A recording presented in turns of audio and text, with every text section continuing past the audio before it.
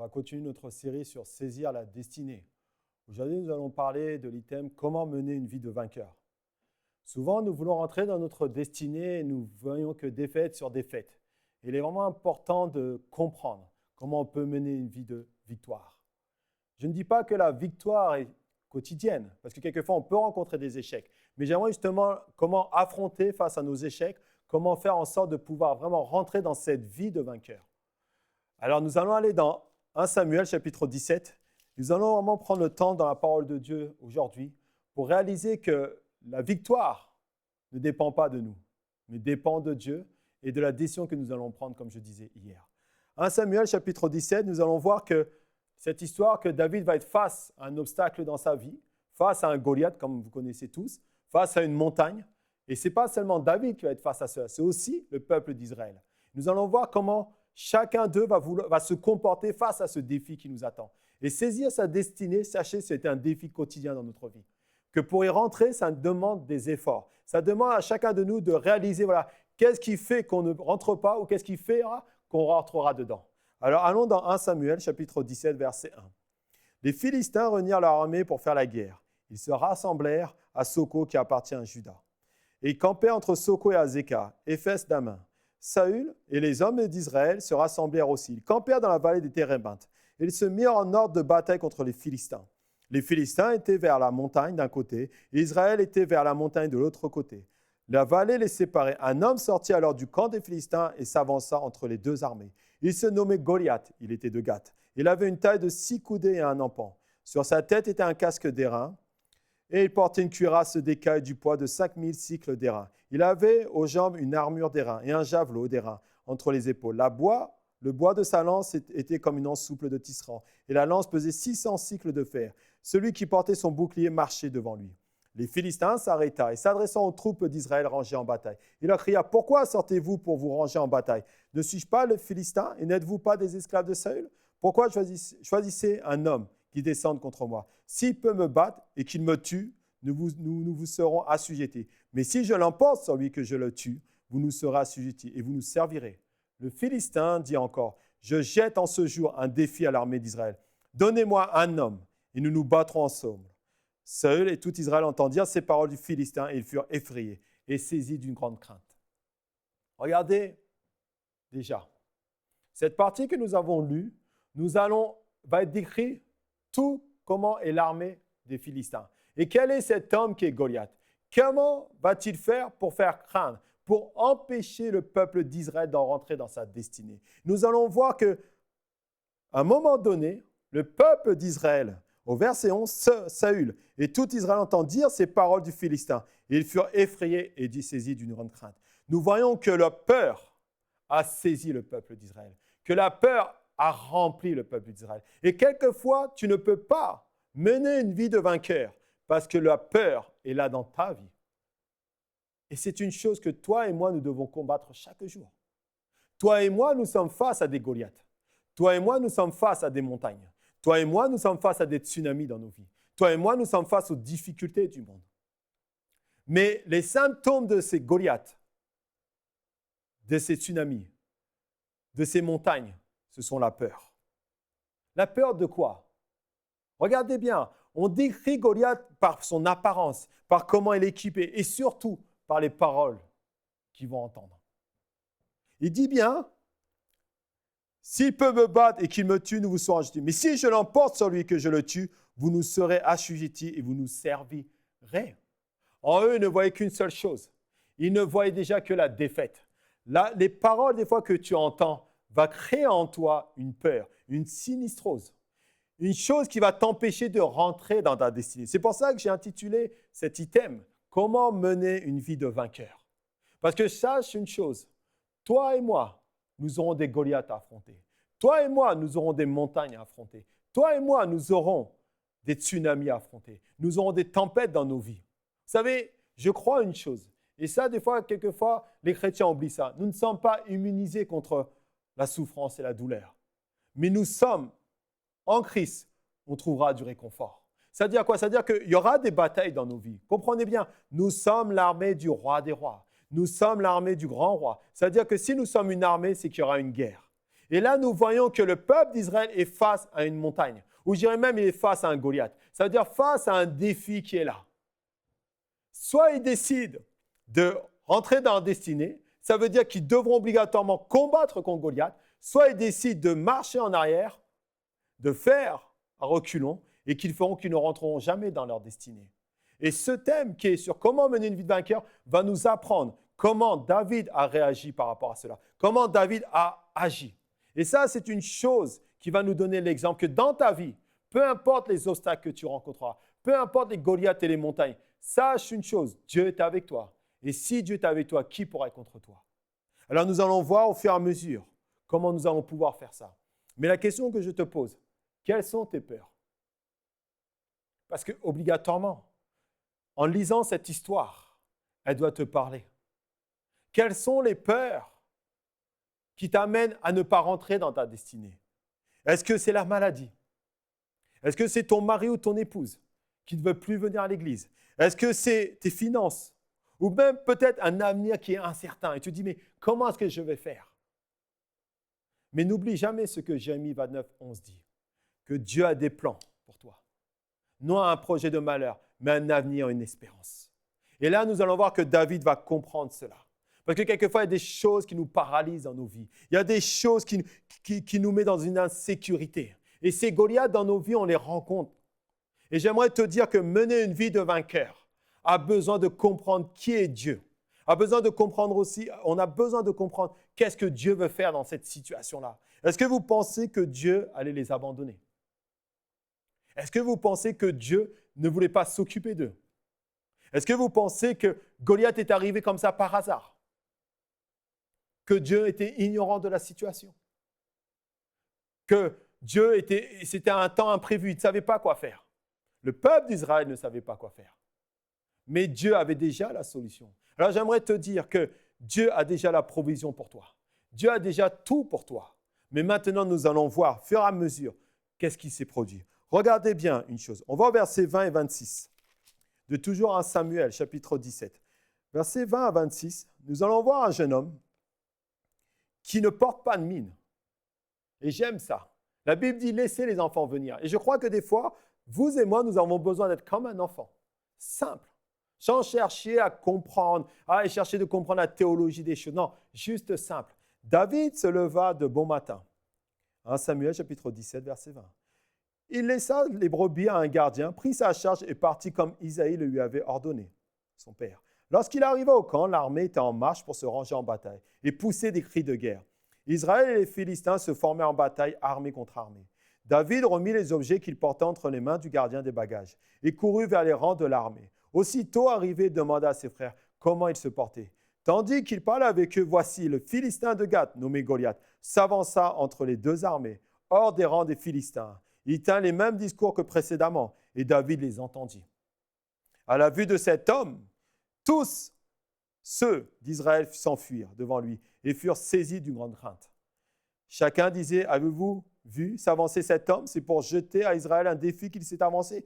Si quelqu'un le tue, le roi le comblera de richesses. Il lui donnera sa fille, il affranchira la maison de son père en Israël. David dit aux hommes qui se trouvaient près de lui, que fera-t-on à celui qui tuera ce Philistin? Et qui ôtera l'opprobre de dessus d'Israël? Qui est donc ce Philistin, cet incirconcis, pour insulter l'armée du Dieu vivant?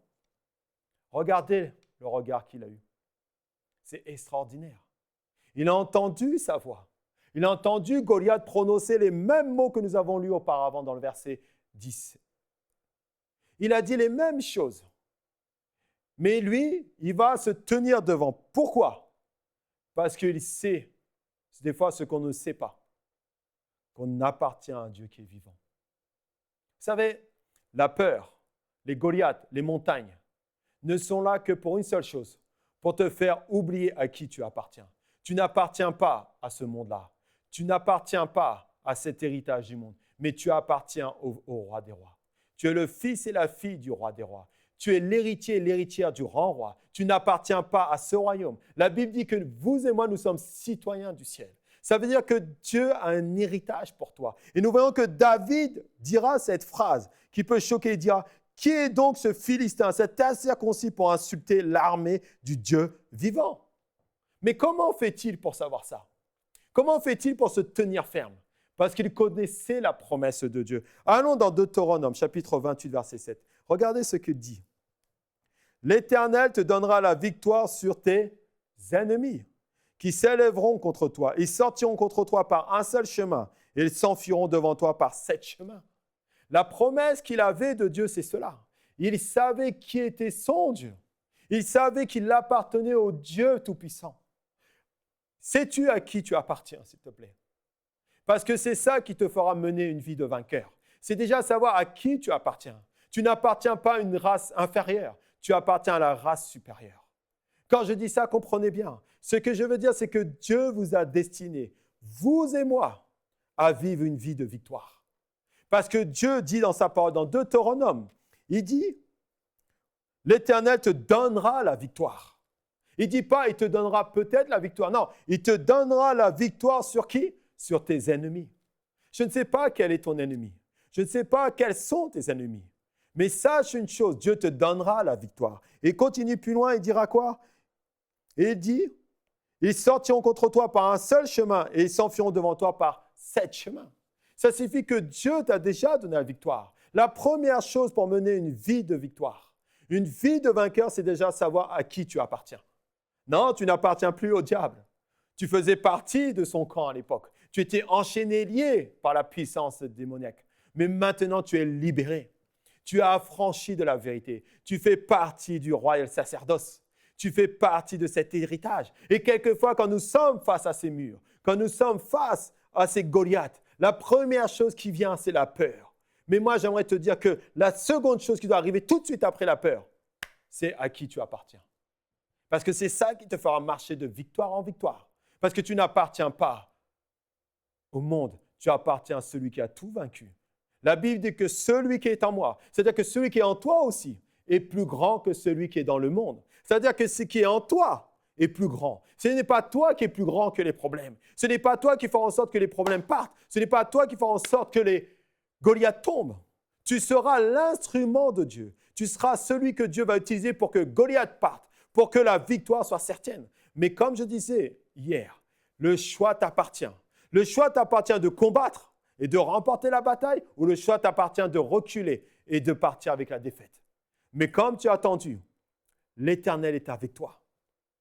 Alors la deuxième chose que nous pouvons voir, parce que c'est une chose vraiment qui est importante, au verset 31 et 37 de toujours Samuel, chapitre 17, il dit, lorsqu'on a entendu les paroles prononcées par David, on les répéta devant Saül qui le fit chercher.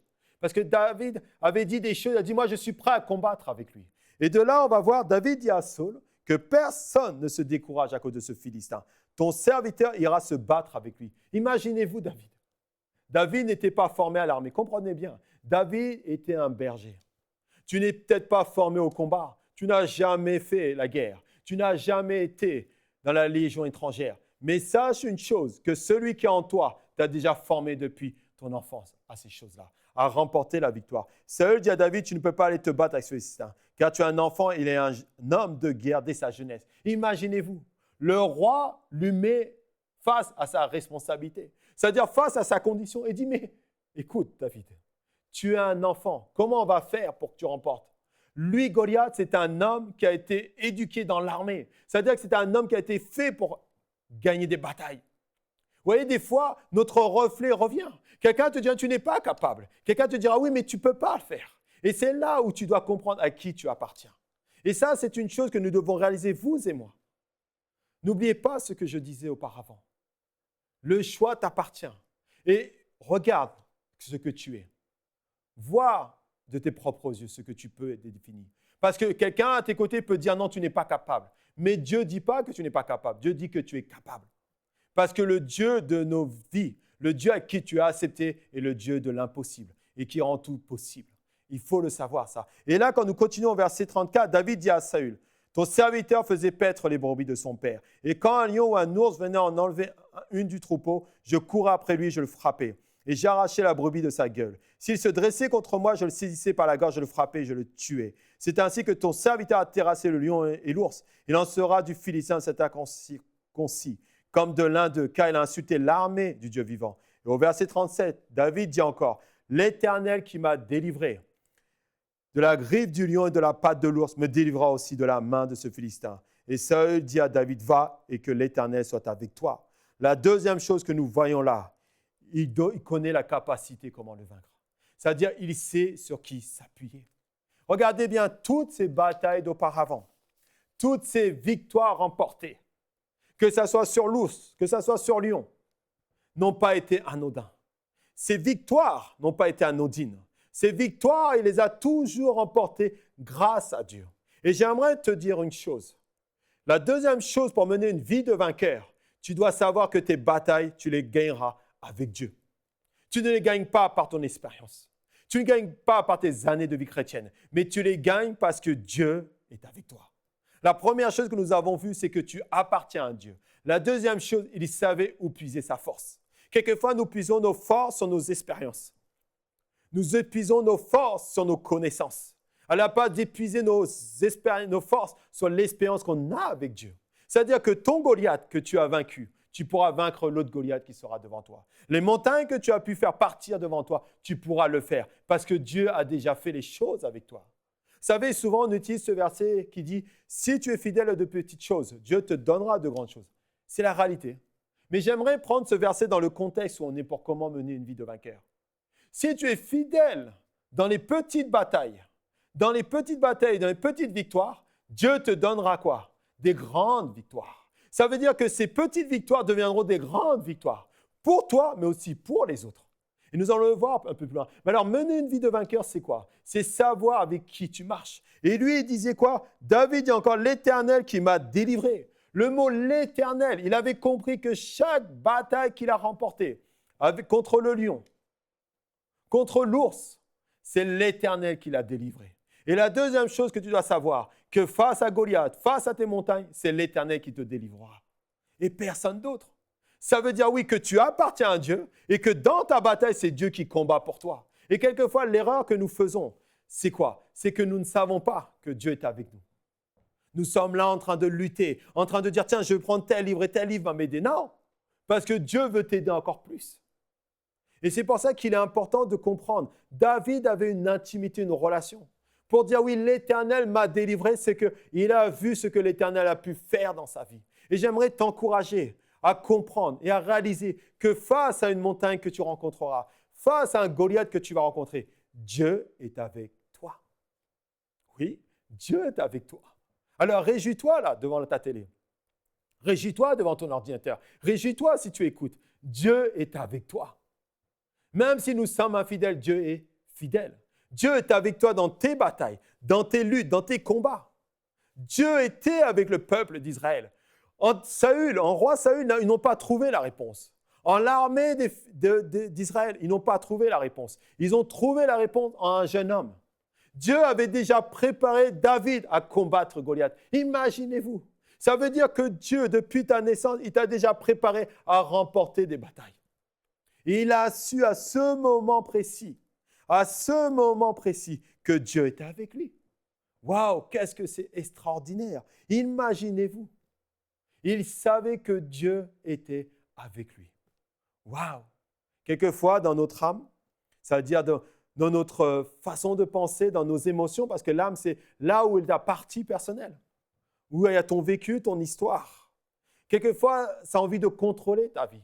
Quelquefois, ça a envie de diriger. Ah oui, mais tu devrais faire comme ci, tu devrais faire comme cela. Regardez, Saül, quand David est venu lui raconter ça, la première réflexion qu'il a eue, c'est quoi? Mais tu es un jeune homme. Regarde cet homme-là à qui tu vas combattre. Cet homme que tu veux défier là. Depuis sa jeunesse, depuis sa naissance, ils l'ont formé les Philistins à être un homme de l'armée. Mais toi, tu n'es qu'un simple berger. Imaginez-vous, des fois, la chair, c'est la même chose. Notre âme nous rappelle notre histoire. Notre âme nous rappelle. Mais n'oublions pas que Dieu est avec nous.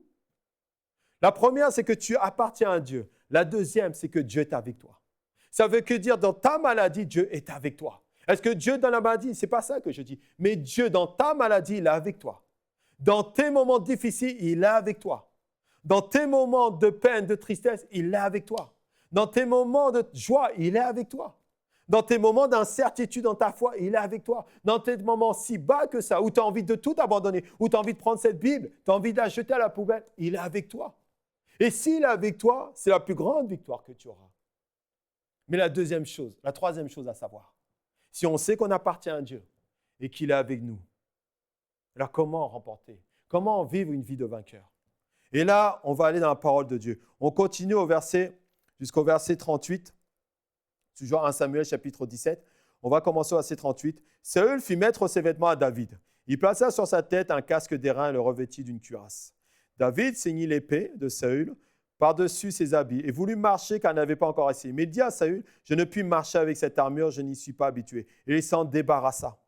Il prit en main son bâton, choisit dans le torrent 5 pierres polies et le mit dans sa gibecière, de berger dans sa poche. Puis sa fronde à la main. Il s'avança contre le Philistin. Déjà, la première chose que nous pouvons voir quand nous continuons ce verset, nous voyons que David n'a pas utilisé les armes de quelqu'un. Écoute-moi, ne prends pas les armes de quelqu'un pour combattre avec Dieu. N'utilise pas les choses de quelqu'un. Oui, l'expérience de quelqu'un va t'aider à grandir. Mais sache une chose, que son expérience, c'est son expérience. Mais Dieu va avoir une expérience avec toi. Et souvent, c'est ce que nous faisons. Nous disons, oui, cet homme a combattu la maladie. Alors, je vais prendre ses remèdes. Mais non. Parce que ce que lui, il a combattu, c'est une bonne chose. Mais toi aussi, tu dois avoir ton expérience. C'est-à-dire que tu dois avoir tes armes avec toi. Et David, sachant qu'il ne pouvait pas porter les armes de son roi, il a dit quoi? Non, je te les laisse. Moi, je vais aller avec ce que je sais déjà. Et j'aimerais te dire, ce que tu sais est déjà suffisant pour remporter la bataille. Il n'y a pas besoin de savoir plus. Ce que tu sais, c'est déjà important. Mais nous allons continuer quand même cette histoire, parce qu'il est vraiment important de réaliser. Regardez bien, au verset 41.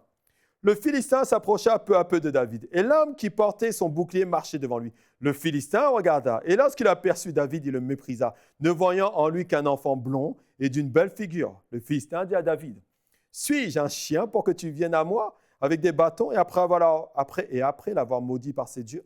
Il ajouta, « Viens vers moi, je donnerai ta chair aux oiseaux du ciel et aux bêtes des champs. » David dit au Philistin, « Tu marches contre moi avec l'épée, la lance et le javelot. Et moi, je marche contre toi au nom de l'Éternel des armées, du Dieu de l'armée d'Israël que tu as insulté. Aujourd'hui, l'Éternel te livrera entre mes mains. Je t'abattrai et je te couperai la tête. Aujourd'hui, je donnerai les cadavres du camp des Philistins aux oiseaux du ciel et aux animaux de la terre. Et toute la terre saura qu'Israël a un Dieu. Et toute cette multitude saura que c'est ni par l'épée, ni par la lance que l'Éternel sauve, car la victoire appartient à l'Éternel et il vous livre entre nos mains. La troisième chose qu'on doit savoir, la victoire appartient à Dieu. Ça veut dire quoi? Ça veut dire que Dieu combat pour toi. Regardez, il n'avait qu'une lance, il n'avait qu'un ricochet pour pouvoir, une pierre, pour pouvoir le lancer. Il n'avait que ça, mais il avait plus que cela. Parce que dans le naturel, il n'avait que certaines armes. Mais dans l'esprit, il avait le Dieu Tout-Puissant avec lui. Il dit quoi? La victoire appartient à l'Éternel. C'est-à-dire que Dieu combattra pour toi. Dieu combattra avec toi, à tes côtés. C'est ça qui va te mener dans une vie de victoire. Le fait de réaliser que Dieu combat à tes côtés. La bataille ne t'appartient pas, elle appartient à Dieu. C'est à Dieu qu'elle appartient. Comprends bien cela. Tu dois réaliser que Dieu est avec toi et que Dieu combat avec toi. Oui, tu appartiens à Dieu. Tu sais que Dieu est avec toi, mais tu dois comprendre aussi qu'il combat pour toi. C'est-à-dire que ce qui est difficile pour toi n'est pas difficile pour Dieu. Ce qui est impossible pour toi n'est pas impossible pour Dieu. Qu'est-ce que cela veut dire? Cela veut dire que Dieu, pour saisir ta destinée, tout dépend en qui tu crois. Oui, Dieu combat avec toi. Il ne te délaisse pas, il ne t'abandonne pas. Il est avec toi. Et c'est là toute la ressource qu'on doit avoir. Toute la ressource, tout ce qu'on a, c'est de Dieu. Souvent, les personnes comprennent qui ils sont en Christ, qui ils sont eux-mêmes. Mais ils ont besoin de comprendre ce que nous sommes en Christ. Ça veut dire, oui, qu'est-ce que Christ a fait pour moi? Vous savez, aucune bataille, aucune montagne n'est au-delà de votre Seigneur. C'est-à-dire que rien ne peut rester devant Dieu. Rien ne peut être étendu pour Dieu. Dieu est celui qui peut faire toutes choses. Ça veut dire quoi? Ça veut dire qu'en effet, la victoire appartient à Dieu. Dieu regarde, ou plutôt David regarda son ennemi dans les yeux. Et il dit quoi? Il dit une parole de foi. Il dit, aujourd'hui, l'Éternel te livre entre mes mains.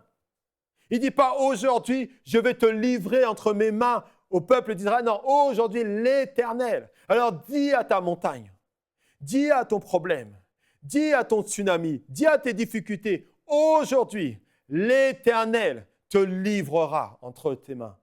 Tu comprends cela? Ça veut dire que tu vas dire à tes problèmes, tu vas arrêter de parler de la montagne. Souvent, malheureusement, dans nos vies, nous parlons toujours et toujours de la montagne. Nous parlons toujours et toujours de nos Goliaths. Nous parlons toujours et toujours de nos difficultés. Nous parlons toujours et toujours de nos incapacités. Mais ce n'est pas ce que dit dans la parole de Dieu. Dieu dit quoi? Il dit, si tu dis à cette montagne, ôte-toi de là. C'est-à-dire, si tu parles à la montagne, il ne dit pas de parler de la montagne. Il ne dit pas de parler de Goliath. Il te dit, si tu parles à la montagne. C'est-à-dire que si tu parles au problème, si tu parles à la difficulté, parce que Dieu combat avec toi. C'est-à-dire que si tu dis, oui, aujourd'hui, l'Éternel te livrera entre mes mains. Ça veut dire quoi? Ça veut dire que David décide de ne pas parler de Goliath, de ne pas parler de sa grandeur, de ne pas parler de son incapacité, de ne pas parler de ce qu'il n'est pas capable de faire, mais de parler de celui qui va le délivrer. Alors j'aimerais t'inviter aujourd'hui à croire que Dieu veut prendre tes problèmes, que Dieu dans ta problématique, dans tes difficultés, dans tes manquements, dans ce que tu n'es pas capable de faire, il est là avec toi. Il est là pas seulement à te regarder en train de combattre seul, il est là pour combattre avec toi. Il est là à tes côtés, il est là devant toi pour se tenir ferme. Il est là pour te dire non, je suis avec toi. Je ne t'abandonnerai pas et je combats pour toi. Et c'est une chose que nous devons réaliser. Et quelquefois, nous ne le réalisons pas. Vous savez pourquoi? Parce que nous pensons que Dieu nous laisse. Nous pensons que Dieu nous abandonne. Mais Dieu ne nous abandonne jamais. Dans Ésaïe chapitre 43, versets 1 à 5, il dit « Ainsi parle maintenant l'Éternel qui t'a créé, ô Jacob, celui qui t'a formé, ô Israël. Ne crains rien, car je te rachète. Je t'appelle par ton nom. Tu es à moi. » C'est-à-dire qu'il te connaît par ton nom. Je ne te connais pas, moi, personnellement, mais lui, il t'appelle par ton nom. Il dit « Si tu traverses les eaux, je serai avec toi. Et les fleuves, ils ne te submergeront point. Si tu marches dans le feu, tu ne te brûleras pas. Et la flamme ne t'embrasera pas. Car je suis l'Éternel, ton Dieu, le Saint d'Israël, ton sauveur. Je donne l'Égypte pour ta rançon, l'Éthiopie et Saba à ta place. Et finis par parce que tu as du prix à mes yeux, parce que tu es honoré et que je t'aime. Dieu combat avec toi. Alors sache une chose, comment mener une vie de victoire? Tu appartiens à Dieu et il combat avec toi. Et il t'aime. Sois béni. Cette émission est rendue possible grâce au précieux soutien des partenaires d'Enseigne-moi Canal International. Retrouvez tous nos programmes sur enseigne-moi.com.